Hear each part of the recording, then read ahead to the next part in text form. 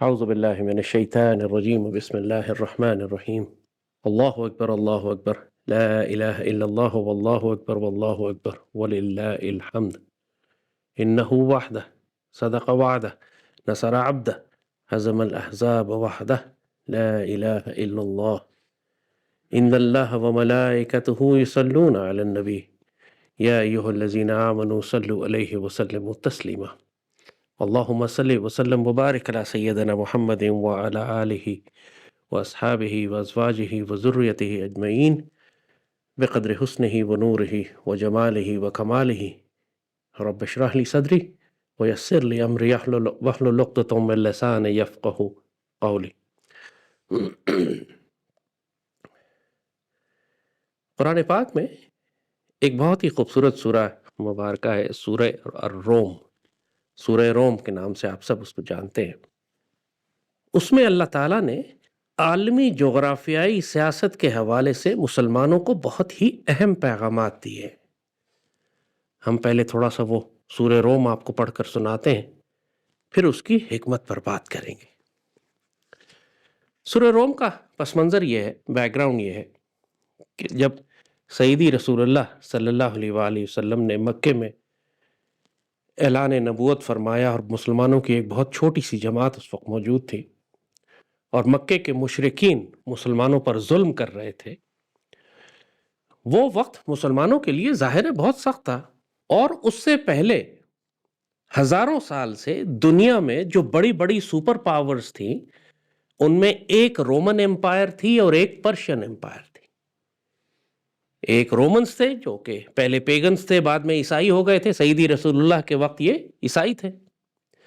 اور دوسری جانب مشرق کی جو بڑی سپر پاور تھی وہ پرشین امپائر تھی، یعنی جسے اردو میں آپ قیصر و کسریٰ کہتے ہیں۔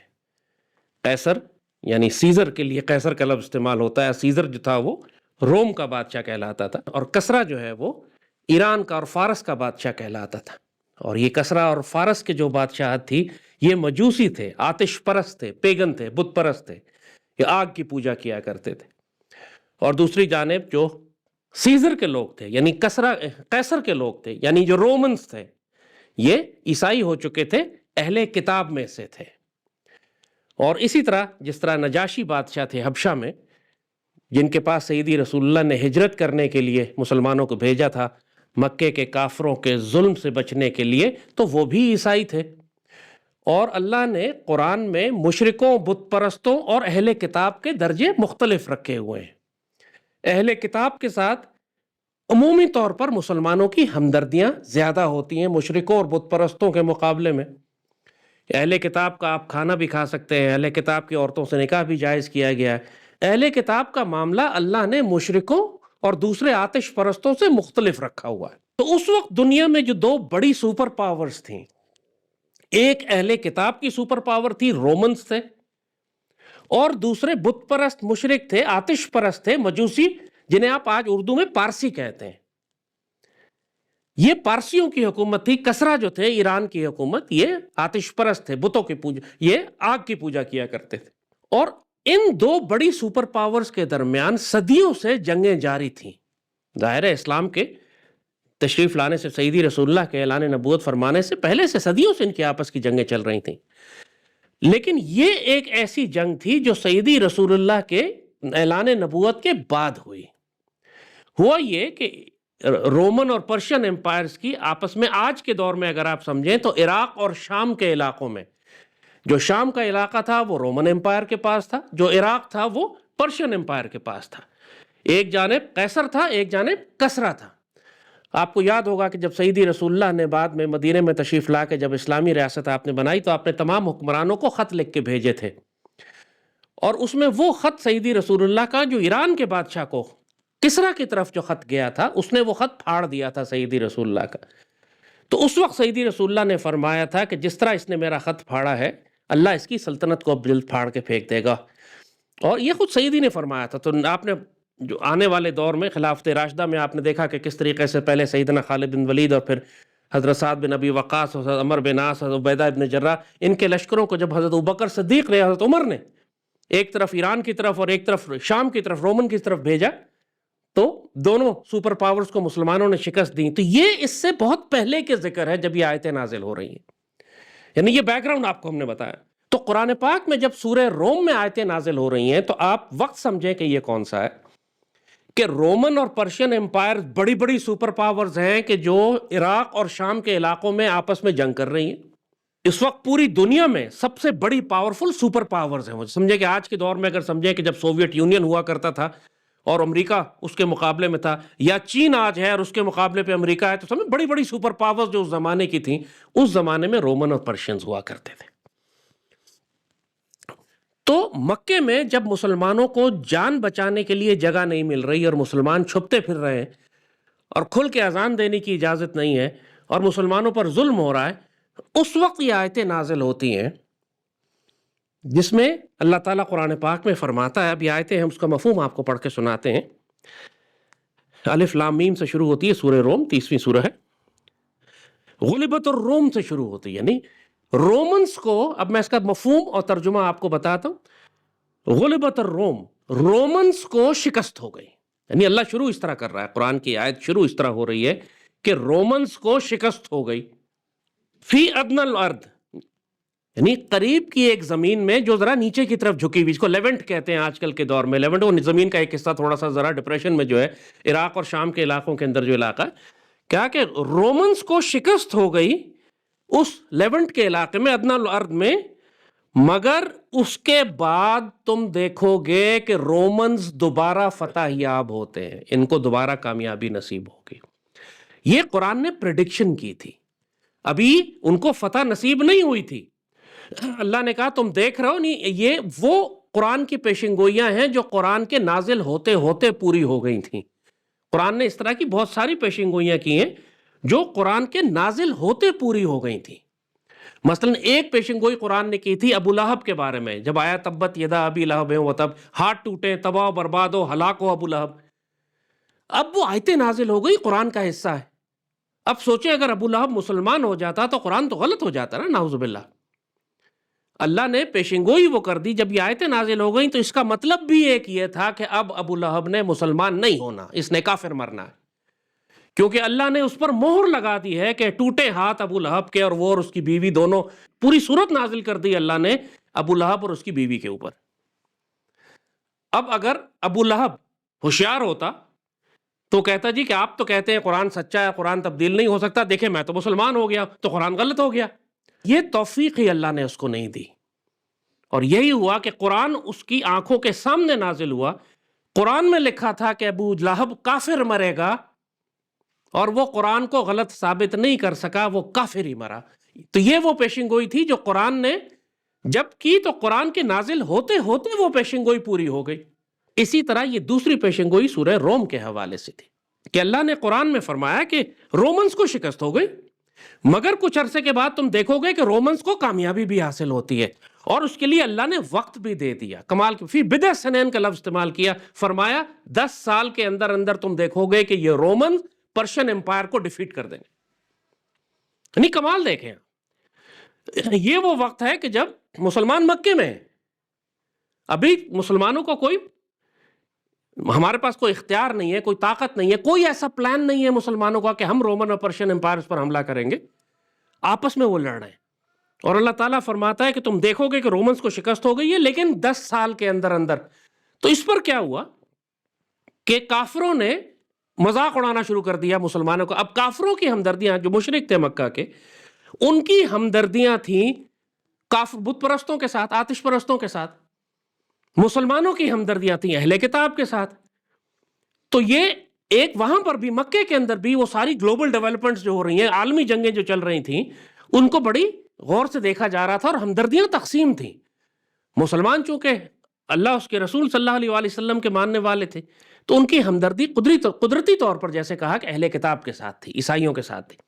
اور جو مکے کے بت پرست تھے ان کی ہمدردیاں مشرکوں کے ساتھ تھیں, بت پرستوں کے ساتھ تھیں, آتش پرستوں کے ساتھ تھیں. تو کافروں نے شرط لگا لی حضرت ابوبکر صدیق سے کہ قرآن آپ کا غلط ہے, ایسا ہوگا ہی نہیں. اب حضرت ابوبکر صدیق, آپ کو تو ظاہر ہے قرآن پر پورا ایمان, تو آپ نے شرط قبول کر لی. انہوں نے کہا ٹھیک ہے, 10 سال کے اندر, کئی اونٹوں کی شرط لگ گئی کہ 10 سال کے اندر اندر اگر رومنز کو شکست نہ ہوئی, یعنی رومنز اگر کامیاب نہ ہوئے, تو حضرت ابوبکر صدیق شرط ہار جائیں گے، اور 10 سال کے اندر اندر اگر رومنز کامیاب ہو گئے، جیسے قرآن نے کہا ہے کہ آج تو رومنز کو شکست ہو گئی، لیکن 10 سال کے اندر اندر یہ دوبارہ کامیابی حاصل کر لیں گے. تو یہ ایک طرح سے قرآن نے پریڈکشن بھی کر دی تھی کہ یہ جو جنگ ابھی ہوئی ہے جس میں رومنز کو شکست ہوئی ہے، 10 سال کے اندر دوبارہ جنگ ہوگی جس میں رومنز پرشینز کو شکست دے دیں گے. حضرت ابوبکر صدیق نے شرط لگا لی، اور اللہ کا کرنا جیسے کہ قرآن نے فرمایا تک ہونا ہی ہونا تھا. 10 سال کے اندر جنگ ہوئی اور رومنز نے پرشینز کو شکست دے دی. حضرت ابوبکر صدیق وہ شرط جیت گئے، اور وہ کفار پھنس گئے وہاں پہ. اس وقت تک مسلمان شاید مدینے جا چکے تھے اور مدینے کی ریاست بنچ ہجرت ہو چکی تھی اور سارا سلسلہ ہو چکا تھا، مگر یہ پتہ لگ گیا سب کو کہ حضرت ابوبکر صدیق جو ہے وہ شرط جیت گئے ہیں. قرآن نے جو پیشن گوئی کی تھی کہ 10 سال کے اندر رومنز کامیاب ہو جائیں گے اور پرشینز کو شکست ہوگی، یہ بات سچی ثابت ہو گئی. تو اللہ نے آگے لکھا 10 سال کے اندر اندر تم دیکھو گے کہ رومنز پرشینز کو دوبارہ شکست دے کر کامیاب ہو جائیں گے. اور یہ اللہ کا حکم ہے پہلے بھی اور بعد میں بھی، یعنی جو رومنز کو شکست ہوئی وہ بھی اللہ کے حکم سے ہوئی، اور جو رومنز کامیاب ہوئے ہیں وہ بھی اللہ کے حکم سے ہو رہا ہے. یہ اللہ کی اسکیم ہے، اللہ کا نظام ہے، اللہ اپنی اسکیم چلا رہا ہے، اللہ پلاننگ کر رہا ہے. واللہ خیر الماکرین ہے، تو اللہ اپنی بیسٹ آف دا پلانر، بہترین پلان کرنے والا وہ اللہ ہے. مگر پھر اللہ ایک آگے بڑی خوبصورت آیت فرماتا ہے کہ جب رومنز کو فتح حاصل ہوگی، یومئذ یفرح المؤمنین، اس دن مومنین خوش ہو جائیں گے، مومنین کے دل ٹھنڈے ہوں گے، مومنین کو خوشی نصیب ہوگی. اب یہ بڑا ایک حیرت انگیز نقطہ ہے یہاں پر کہ رومن امپائر اور پرشین امپائر سے ظاہری طور پر تو مسلمانوں کا کوئی لینا دینا نہیں ہے. جیسے کہا کہ مسلمان تو عرب میں ہے، مکے میں، مدینے میں. آپ نقشہ دیکھ لیجئے، مکہ مدینہ ریگستان، بیچ میں پھر رومن امپائر، پرشین امپائر، بڑی بڑی دو سپر پاورز آپس میں ٹکرا رہی ہیں. تو مسلمانوں کا کیا لینا دینا اس سے؟ سیدنا ابوبکر کا تو سمجھ میں آتا ہے کہ آپ نے شرط لگا لی. ظاہر ہے اس بات کے کئی مفہوم ہیں. ایک بات تو مسلمان اس بات پر خوش ہو جائیں گے جب رومنز جیتیں گے، اس بات پر مسلمان خوش ہوں گے کہ قرآن سچا ہو گیا، اس بات پر مسلمان خوش ہوں گے کہ کافر ذلیل ہوئے، اس بات پر مسلمان خوش ہوں گے کہ اہل کتاب جیت گئے، اس بات پر مسلمان خوش ہوں گے کہ سیدنا ابوبکر صدیق اپنی شرط جیت گئے، کافر ذلیل ہوئے.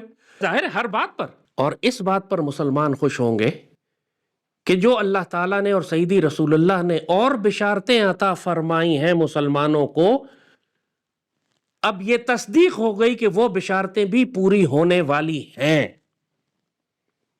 آپ کو یاد ہوگا جب سیدی رسول اللہ ہجرت فرما رہے تھے مکے سے مدینے، ظاہراً جان بچا کر، آپ کے ساتھ سیدنا ابوبکر تھے صرف، اور مشرکین نے گھوڑ سوار نکالے ہوئے تھے چاروں طرف، ہر طرف تلاش کرنے کے لیے کہ سیدی رسول اللہ اور سیدنا ابوبکر کو ڈھونڈ کر واپس لے کر آؤ. اس وقت سراقہ نامی ایک صحابی تھے، وہ اپنے گھوڑے پر جب سیدی کے قریب پہنچتے ہیں تو بار بار ان کا گھوڑا گر جاتا ہے.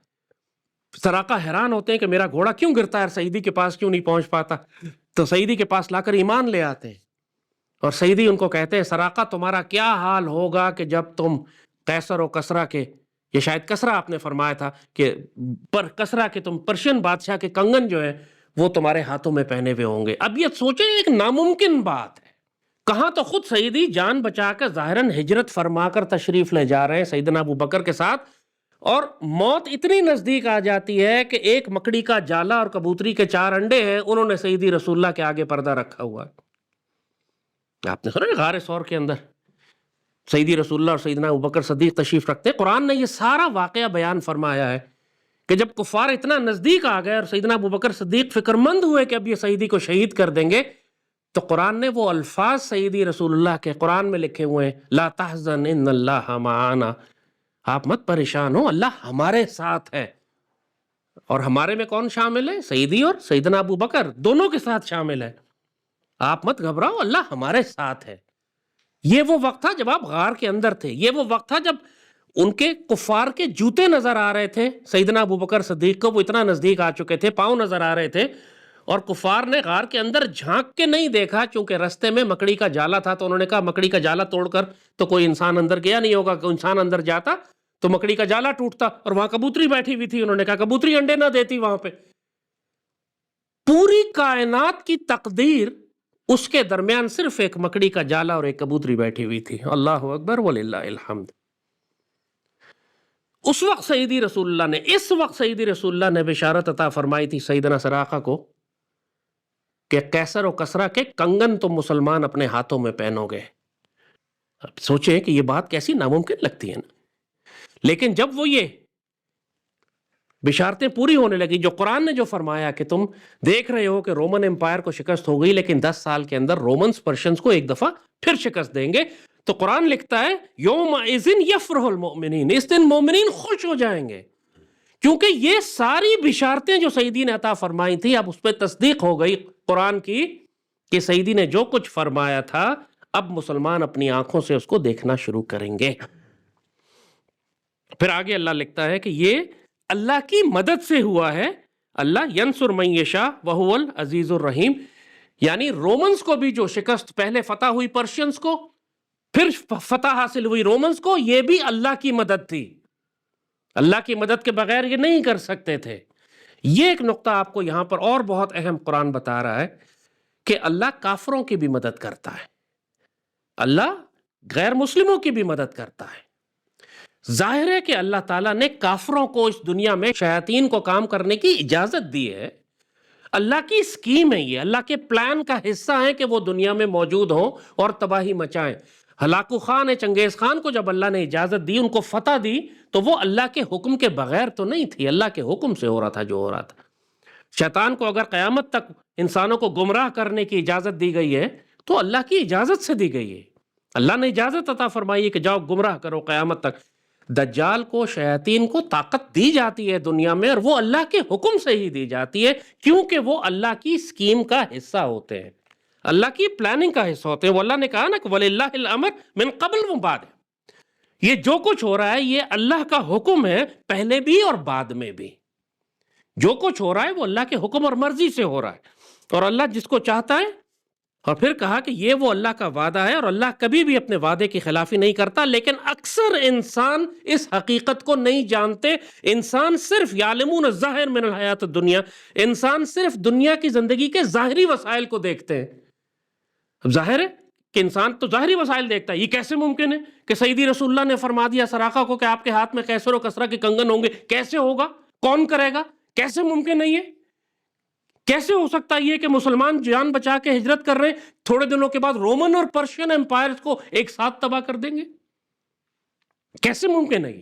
ظاہر قرآن یہی لکھ رہا ہے کہ لوگ جو ہیں دنیا کی زندگی کے ظاہر کو دیکھتے ہیں، اور اللہ تعالیٰ اپنے امر کو نافذ کر کے رہتا ہے. یہ جو کچھ ہو رہا ہے یعلمون الظاہر من حیات الدنیا، اللہ نے باقاعدہ پورا لفظ استعمال کیا. آسان اردو ہے یہ کہ لوگ تو دنیا کے ظاہر کو دیکھتے ہیں، لیکن بعد میں آنے والے واقعات وَهُمْ عَنِ الْآخِرَةِ هُمُ الْغَافِلُونَ، آخرت کے دونوں مفہوم ہیں. آخرت کا مطلب آخرت بھی ہے قیامت، اور آخرت کا مطلب یہ بھی کہ بعد میں آنے والے واقعات، کہ جو بعد میں آنے والی چیزیں اس سے انسان غافل ہے کہ یہ کیا ہونے والا ہے. اب یہاں پہ یہ بہت ہی اہم نکات ہے کہ قرآن میں اس سورہ روم کے حوالے سے اللہ تعالیٰ نے قیامت تک مسلمانوں کو ایک بہت اہم پیغام اور بھی دیا ہے. یہ جو اب آپ ڈائریکٹلی براہ راست ریلیونٹ ہے ہمارے اور آپ کے لیے، وہ یہ مسلمانوں کو سکھایا گیا ہے کہ پوری دنیا میں جو جغرافیائی سیاست میں عالمی طاقتوں کے تصادم ہو رہے ہوتے ہیں، عالمی طاقتوں کی کشمکش ہو رہی ہوتی ہے،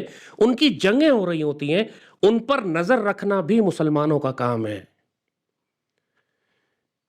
اگر آج کے دور میں رومن اور پرشین امپائر جنگ کر رہی ہیں، آج کے دور میں بتائیں، آج بھی پرشین امپائر ہے نا، ایران کہیں اس کو آپ، ایران اور اس کا ایکسس آف ریزسٹنس آپ کہیں کہ پرشین امپائر ہے آج. اور آج کے رومنز کون ہیں؟ امریکنز اور نیٹو اور مغربی تہذیب، یہ ساری جن کی جنگیں آج بھی اسی جگہ پہ ادنیٰ الارض جس جگہ کا ذکر ہو رہا ہے عراق اور شام میں، انہی کی جنگیں ہو رہی ہیں نا. کبھی ایک جیتتا ہے کبھی دوسرا جیتتا ہے. آج اگر تائیوان کی طرف چائنا اور امریکہ کی جنگ ہوتی ہے، یہ بھی بڑی بڑی عالمی طاقتیں ہیں، سپر پاورز ہیں جو آپس میں ٹکرا رہی ہیں. یوکرین میں جو روس اور نیٹو کی بڑی بڑی جنگیں ہو رہی ہیں، یہ بھی عالمی طاقتیں ہیں جو آپس میں ٹکرا رہی ہیں. تو قرآن پاک آپ کو نصیحت کر رہا ہے کہ تم مسلمانوں کی ڈیوٹیز اور ذمہ داریوں میں یہ بھی شامل ہے کہ دنیا میں ہونے والی جغرافیائی سیاست پر گہری نظر رکھیں، اور اس میں اتحادی بنا سکتے ہیں آپ. جب کہا کہ رومن امپائرز کو شکست ہوگی اور پھر رومنز کو جب کامیابی ہوگی تو اس دن مسلمان خوش ہو جائیں گے. خوش ہونے کی ایک بڑی وجہ بھی اور بھی تھی. بڑی وجہ یہ تھی کہ جب سیدی رسول اللہ نے یہ بشارتیں عطا فرما دی تھی مسلمانوں کو کہ تم لوگ اپنی آنکھوں سے رومن اور پرشین امپائر کو فتح کرو گے، تو مسلمانوں کے لیے یہ خوشی کی بات تھی کہ یہ دونوں امپائرز آپس میں ایک دوسرے سے لڑ کر ایک دوسرے کو کمزور کر رہی ہیں. ہزاروں سال سے قائم یہ سپر پاور جن کو کوئی ہاتھ نہیں لگا سکتا تھا، کوئی سوچ نہیں سکتا تھا کہ یہ کبھی ختم ہوں گی، اللہ نے سیدی رسول اللہ کے تشریف لانے کے وقت ان دونوں طاقتوں کو آپس میں اس طرح جنگ میں بھیڑ دیا، آپس میں اس طریقے سے یہ ٹکرانے لگے ایک دوسرے سے کہ پہلے پرشین امپائر نے رومنز کو مارا، پھر رومنز نے پرشین کو مارا. اس چکر میں دونوں کی کمر ٹوٹ گئی، اس چکر میں دونوں سپر پاورز نے اپنی بڑی طاقت ضائع کر دی. ظاہر ہے جب سپر پاور ٹکراتی ہے تو بہت بڑی لیول پہ تباہی ہوتی ہے.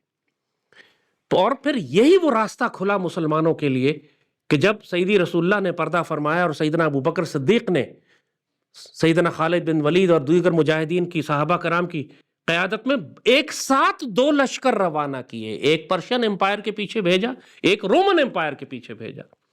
دنیا کی تاریخ میں کوئی خواب میں نہیں سوچ سکتا تھا کہ وہ عرب جو کبھی مکہ مدینہ سے باہر نہیں نکلے فوجیں لے کر، جو صرف تجارتی قافلے لے کے جایا کرتے تھے، بیک وقت 2 آرمڈ کالم نکالیں گے، گھوڑ سوار، اس زمانے کے آرمڈ کالم ظاہر ہے گھوڑ سوار دستے تھے، وہ 2 آرمڈ کالم نکالیں گے، ایک پرشین امپائر پہ اٹیک کرے گا، ایک رومن امپائر پہ اٹیک کرے گا، اور 10-15 سال کے عرصے کے اندر اندر پوری پرشین امپائر تباہ ہو کے سینٹرل ایشیا اور چائنا تک مسلمان پہنچ چکے تھے مشرق میں، اور مغرب میں مسلمان نارتھ افریقہ تک پہنچ چکے تھے جا کے، اور پوری رومن امپائر، ایسٹرن بازنٹائن امپائر ساری تباہ برباد ہو گئی، پورا سیریا، مڈل ایسٹ، فلسطین، یہ سب مسلمانوں کے پاس آ چکا تھا، اور ان کو پیچھے دھکیل دیا گیا، مڈل ایسٹ سے باہر نکال دیا گیا رومن امپائر کو، جہاں یہ ہزاروں سالوں سے بیٹھی ہوئی تھی.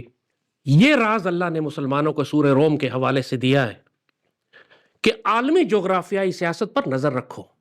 یہ جو بڑے بڑے بھینسے آپس میں ٹکراتے ہیں، اس میں مسلمانوں کے لیے راستہ نکلتا ہے، اس میں مسلمانوں کو موقع ملتا ہے کہ تم اپنی طاقت کو کس جانب بھیجو، کہ مسلمان سلطنت اور ریاست کی حفاظت کے لیے، تم اپنی سلطنتیں وسیع کرنے کے لیے، تم دشمنوں کو شکست دینے کے لیے کون کون سے راستے طریقے استعمال کر سکتے ہو. ان کے جو آپس کے تصادم ہیں یہ مسلمانوں کے مفاد میں ہے.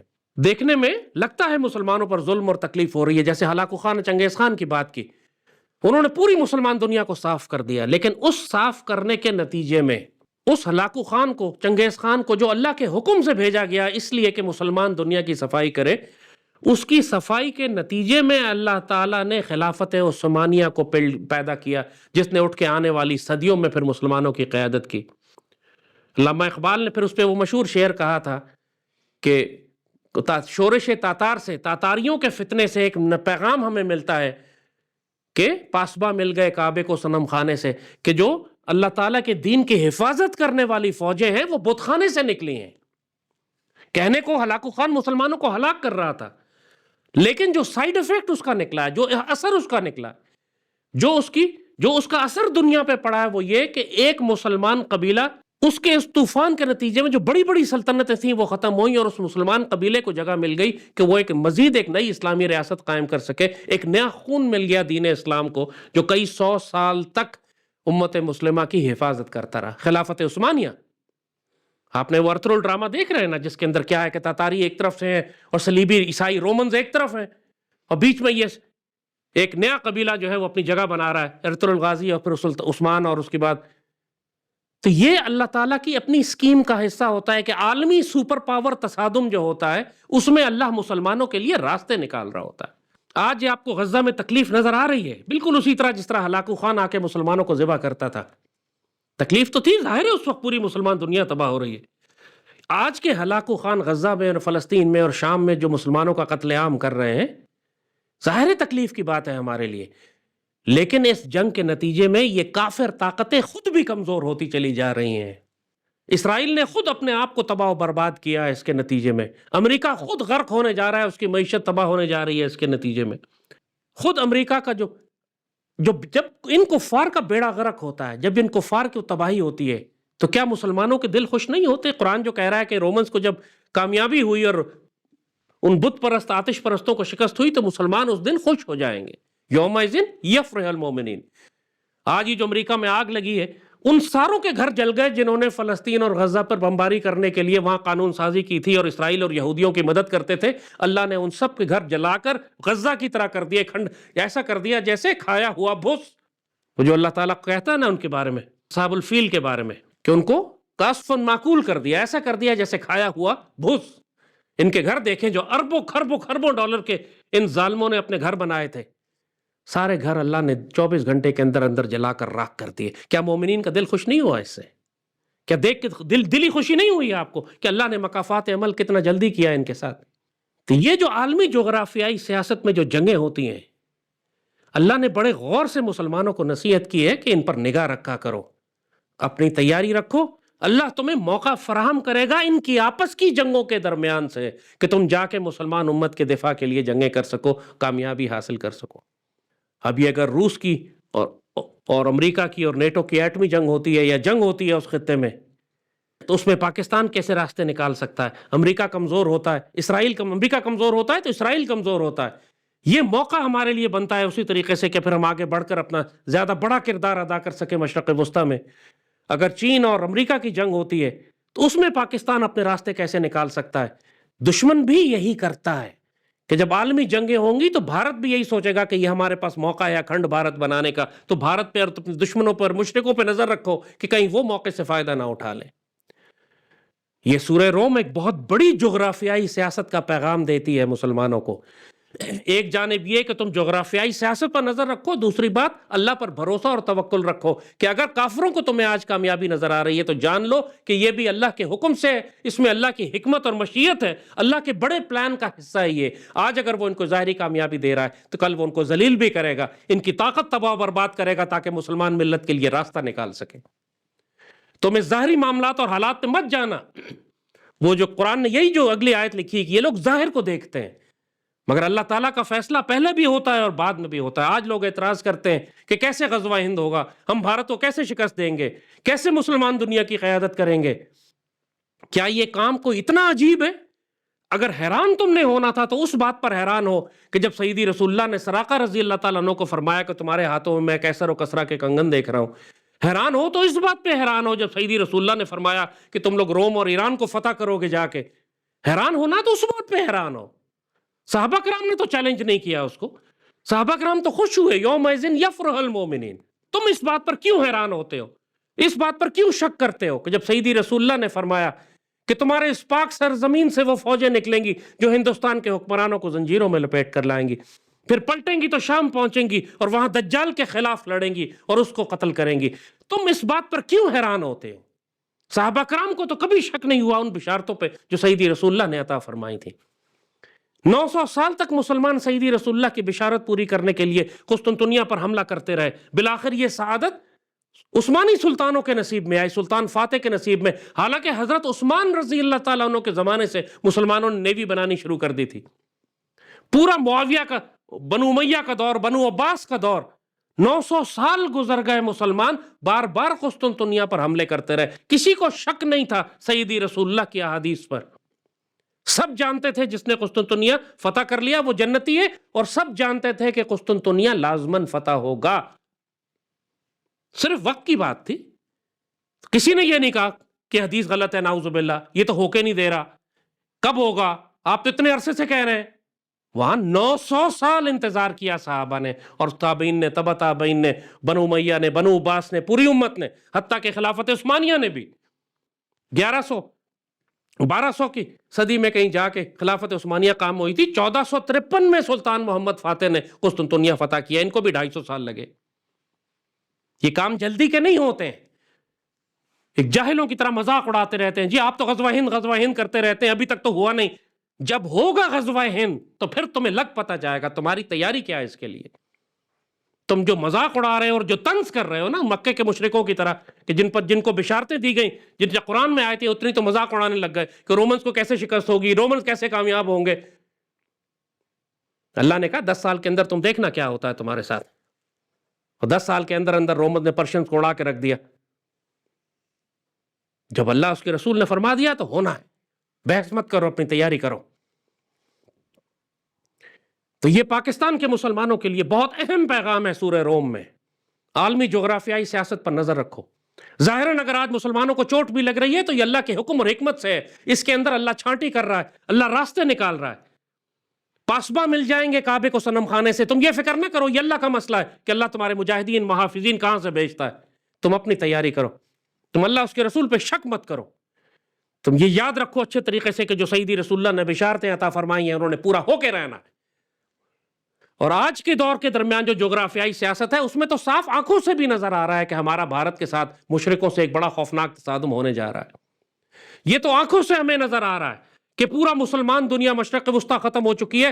اگر آخری دور میں کسی مسلمان فوج نے جا کے فلسطین کو، بیت المقدس شریف کو آزاد کروانا ہے تو وہ پاکستانی فوج ہوگی، اور اس کی ٹائم لائن بھی سیدی نے ہمیں بتا دی ہے کہ جب یہ فوجیں پلٹیں گی، پہلے وہ غزوہ ہند اور ہندو مشرکوں اور حکمرانوں کو تباہ کریں گی، ان کو گرفتار کریں گی، زنجیروں میں لپیٹ کر لائیں گی، پھر یہاں سے گہرے سبز رنگ کے پرچم نکلیں گے، یہ پلٹیں گی یہ فوجیں، اور یہ سیدھا جا کے خود حدیث شریف میں کہ جو گہرے سبز رنگ کے پرچم خراسان کی جانب سے نکلیں گے، جس فوج میں اللہ کا خلیفہ امام مہدی ہوگا، اس فوج کو کوئی روک نہیں سکے گا، اور یہ سیدھے پرچم لے جا کے بیت المقدس شریف میں نافذ کریں گے، لگائیں گے۔ حدیث شریف ہے یہ۔ کئی احادیث کو جمع کریں تب بھی ایک ہی بات نکل کے سامنے آتی ہے کہ ایک گہرے سبز رنگ والی فوج یہاں سے نکلے گی خراسان کی جانب سے، جو پہلے غزوہ ہند کرے گی، پھر گہرے سبز رنگ کے پرچم لے کے پلٹے گی، بیت المقدس شریف میں پہنچے گی، اور کوئی اس کو روک نہیں سکے گا۔ یہ بھی حدیث شریف کے الفاظ ہیں۔ تو تم کیوں شک کرتے ہو؟ یہ جو اس وقت پوری مڈل ایسٹ تباہ کی جا رہی ہے، یہ تمہیں دکھایا جا رہا ہے کہ یہ پاک فوج کے لیے راستہ بنایا جا رہا ہے۔ اب اور کوئی ورنہ کوئی بڑے بڑے طاقتور ملک وہاں پر ہوتے تو لوگ کہتے کہ اللہ ان سے کام لے لے گا۔ یہ تمہیں بتایا جا رہا ہے کہ اب اور کوئی فوج مسلم دنیا میں باقی نہیں ہے سوائے پاک فوج کے، اور اللہ نے جو تقدیر لکھ دی ہے اس پاک سرزمین کے لیے اس پر شک نہ کرو، اس تقدیر کا حصہ بناؤ اپنے آپ کو۔ آج مجھے بتاؤ، سوچو، آج مجھے بتاؤ کہ آج غزوہ ہند شروع ہو جاتا ہے، تم کیا کرو گے؟ تمہارا کیا کردار ہوگا؟ تمہاری کیا تیاری ہے؟ یہ جو تباہی مچی ہوئی ہے پوری دنیا میں، جو یوکرین کی تباہی تم دیکھتے ہو، غزہ کی تباہی تم دیکھتے ہو، اس طرح کی جنگ پاکستان پر آ گئی تو تم کیا کرو گے؟ کیا تیاری ہے تمہاری؟ اس قوم کی کیا تیاری ہے؟ تمہاری ذات کی کیا تیاری ہے؟ اور پھر اگر آج وہ فوجیں یہاں سے نکلتی ہیں جن کے گہرے سبز رنگ کے پرچم ہیں، جن میں اللہ کا خلیفہ مہدی ہے، اور وہ جانا چاہتا ہے، وہ فوجیں نکلتی ہیں شام کی جانب، تو تم اس فوج کا حصہ کیسے بنو گے؟ تم تماشا دیکھو گے؟ تم نوکری جاب کاروبار کرو گے؟ جائیں دوسرے جنگ لڑ لیں، ہم گھر پہ بیٹھے ہیں، ہمارا کیا تعلق اس سے؟ جن کو تنخواہ ملتی ہے وہ کام کرے، تم یہ اس قسم کی خرافات بکو گے اپنے منہ سے؟ یہ جو اتنی بڑی بڑی سعادتیں پوری مسلم امت کے لیے اور پاک سرزمین کے لیے سیدی رسول اللہ نے بیان فرمائی ہیں، اس میں تمہارا کیا حصہ ہے؟ تمہاری کیا تیاری ہے؟ جغرافیائی سیاست جیسے سورہ روم نے آپ کو بتا دیا ہے، پوری دنیا میں صاف اب نظر آ رہا ہے کہ عالمی جنگیں آنے والی ہیں۔ پوری دنیا میں صاف نظر آ رہا ہے کہ بڑی بڑی طاقتیں آپس میں ٹکرائیں گی۔ پوری دنیا میں صاف نظر آ رہا ہے کہ ان بڑی بڑی طاقتوں کے آپس میں ٹکرانے کی وجہ سے یہ اپنے آپ کو تباہ کر لیں گے۔ آج لوگ کہتے ہیں کہ ہم کیسے روس سے لڑیں گے، تو کیسے امریکہ سے لڑیں گے؟ آپ مجھے بتاؤ، ایک آپس میں دونوں کی ایک ایٹمی جنگ ہو گئی، اس کے بعد دونوں میں کچھ بچے گا؟ اس کے بعد تو تم پیدل چلتے ہوئے جاؤ تو تم ان کو فتح کر لو۔ یہ راستے اللہ نے نکالنے ہیں، تمہارا کام اپنی تیاری کرنا ہے۔ جغرافیائی سیاست پہ نظر رکھو اور اپنی تیاری کرو، راستے اللہ خود بنا رہا ہے تمہارے لیے۔ جو تقدیر اللہ نے لکھ دی ہے اس کا راستہ وہ بنائے گا۔ بھارت کو اپنے چکروں میں پھنسا دے گا، اندر خانہ جنگی شروع ہو جائے گی۔ پہلے ہی خالستان، تو کشمیر، تو منی پور، تو 7 سسٹر سٹیٹس، تو ناگالینڈ، تو نیکسلائٹس، پورے بھارت میں آگ لگی ہوئی ہے، ذرا سا تیل چھڑکنے کی بات ہے۔ چنگاریاں تو ویسے ہی بھڑک رہی ہیں وہاں پہ۔ یہ تم فکر نہ کرو کہ غزوہ ہند ہم کیسے لڑیں گے، تم بھارت کو کیسے شکست دیں گے، یہ تمہارا مسئلہ نہیں ہے۔ تمہارا مسئلہ ہے سیدی رسول اللہ پر ایمان لا کر تیاری کرنے کا۔ حالات آگے اللہ خود بنائے گا، پاسباں خود مل جائیں گے کعبے کو صنم خانے سے، یہ تمہارا مسئلہ نہیں ہے۔ یہی بات سورہ روم میں اللہ بار بار کہہ رہا ہے، پہلے بھی اللہ کا حکم تھا، بعد میں بھی اللہ کا حکم تھا، پہلے بھی اللہ کی پلاننگ تھی، بعد میں بھی اللہ کی پلاننگ تھی۔ وہ کفار کی مدد بھی اس نے کی اس لیے تاکہ وہ تکبر میں آ جائے، زیادہ تکبر میں آ جائے، اور ان کا زوال جتنا جلدی زوال ہو، جتنا تکبر میں کوئی آئے گا اتنا زوال اس کا جلدی ہوگا۔ وہ کافروں کو چڑھاتا ہے، ان کی مدد کرتا ہے، ان کو آسمان پہ لے کے جاتا ہے، لیکن پھر وہ گرتے بھی اسی زور کے ساتھ ہیں۔ اسرائیل کو جو تکبر تھا اپنا کہ میں اتنی بڑی طاقتور ریاست ہوں اور فلسطین اور مسلمانوں کو کچل کے رکھ دوں گا، اسی تکبر نے اسرائیل کو آج ہلاک کروا دیا ہے۔ امریکہ کو جو اتنا بڑا تکبر تھا کہ میں ہر جگہ ٹکرے مارتا پھروں، کوئی مجھے ہاتھ نہیں لگائے گا، آج اسی تکبر نے امریکہ کو اندر سے اتنا کھوکھلا کر دیا ہے کہ آج جو پورے امریکہ کے شہر جل گئے، ان کے پاس پانی، آگ بجھانے کے لیے پانی نہیں ہے وہاں۔ بالٹیوں میں بھر بھر کے، اور عورتوں کے پرس جو ہے گھروں کے بچوں کے کپڑے پکڑ پکڑ کے ان کو گیلا کر کے آگ بجھانے کی کوشش کر رہے ہیں. اتنی بڑی ایٹمی سپر پاور طاقت پوری دنیا میں تباہی مچا رہی ہے، آگ بجھانے کے لیے برتن نہیں ہے ان کے پاس. یہ تباہی مچائی ہے انہوں نے اپنی. دیکھنے میں لگتا ہے امریکہ کتنا بڑا ملک ہے، دیکھنے میں جیسے لگتا تھا کہ پرشین امپائر کتنی بڑی ہے تو رومن امپائر کتنی بڑی ہے. اللہ نے یہی حقیقت بتائی تھی کہ ہم نے ان کو آپس میں ٹکرا ٹکرا کے اتنا کمزور کر دیا ہے. جب تم جاؤ گے تو انشاءاللہ یہ تمہارے آگے کھڑے نہیں ہو سکیں گے.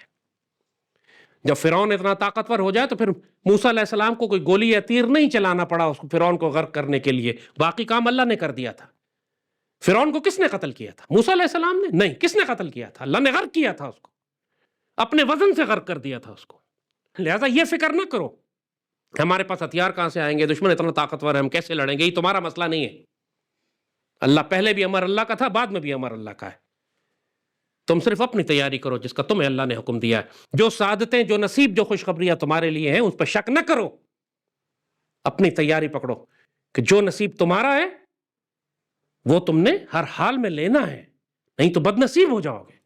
اس پاک سرزمین کے لیے، ان پاکستان کے مسلمانوں کو اگر اللہ نے چنا ہے اس بات کا کہ لیا جائے گا تجھ سے کام دنیا کی امامت کا، تو اپنے آپ کو اس قابل بناؤ.